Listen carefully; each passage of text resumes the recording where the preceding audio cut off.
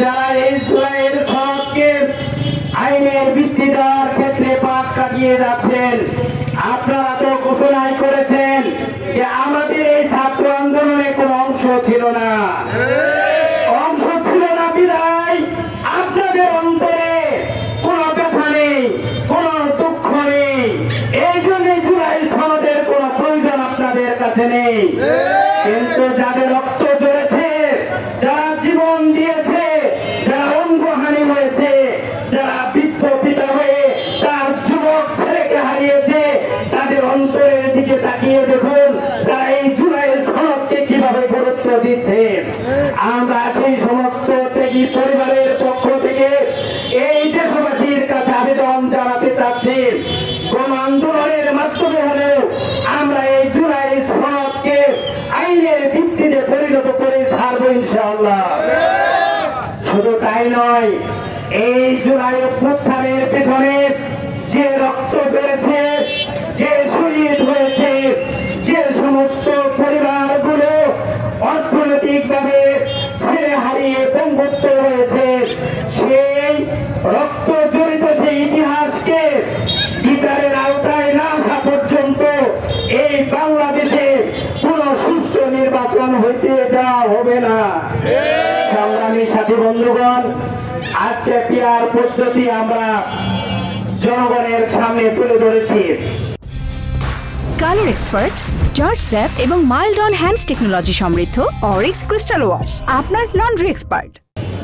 এটা এমন কোন কঠিন বিষয় নয় ভাইয়ের আমার, এটা শুধু জামাত ইসলামের প্রথম আবিষ্কার নয়।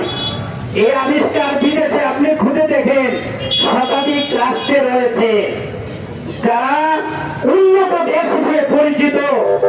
শতাধিক রাষ্ট্র যে আইন, যে পদ্ধতিতে নির্বাচন করতে পারে, বাংলাদেশ কেন পারবে না?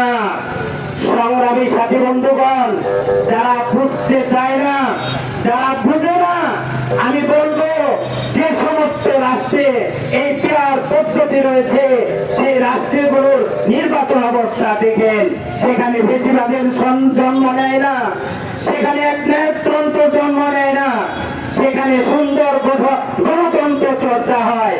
পিআর পদ্ধতির তো জটিল কোনো ব্যাখ্যা নেই। এখানে 100% ভোটাধিকার যে প্রয়োগ করে, এই ভোটাধিকারের সকলের প্রতিনিধিত্ব হার সংসদে থাকবে, তারা গিয়ে সেখানে প্রতিনিধিত্ব করবে। প্রিয় ভাইয়ের আমার, আমরা বিগত যে নির্বাচনগুলো হয়েছে, এই নির্বাচনে জনগণের একটি প্রশ্ন থাকে যে আমি যাকে ভোট দিব সে কি ক্ষমতায় যাবে, সে কি সরকার গঠন করবে?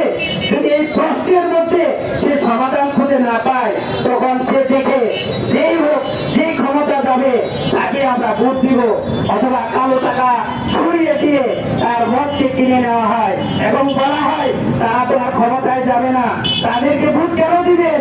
এখন এই ভোটার যদি বুঝতে পারে আমি যাকেই ভোট দেই না কেন আমার প্রতিনিধিত্ব সংসদে থাকবে, তখন সে চিন্তা করবে সব মানুষকে, দুর্নীতিবাদ মুক্তকে, চাঁদাবাজ মুক্তকে, দল কোনটা ভালো, দলের কর্মীরা কি আচরণ করে, দলের ইশতেহার কি, দলের ভালো মন্দ বিচার করে তারা ভোট দিবে। এখানেই তো ভয়। যারা ভয় পাচ্ছেন, আপনাদের দলের কর্মীরা কি আপনাদের আদেশ নিষেধ মেনে চলছে? আপনারা কি তাদেরকে ধরে রাখতে পারছেন? তাদের কি চাঁদাবাজি থেকে ধরে রাখতে পারছেন? খুন খারাপি থেকে তাদেরকে কি বাঁচাইতে পারছেন? এই জন্য তো আপনাদের ভয়। যে চাঁদাবাজি করেছেন, যে দুর্নীতি করেছেন, যে দেশ বিরোধী কার্যকলাপ করেছেন, জনগণ এখানে প্রত্যাখ্যান করবে, এই ভয়েই তো আপনারা পিআর পদ্ধতি বুঝেন না করে চালিয়ে দিচ্ছেন।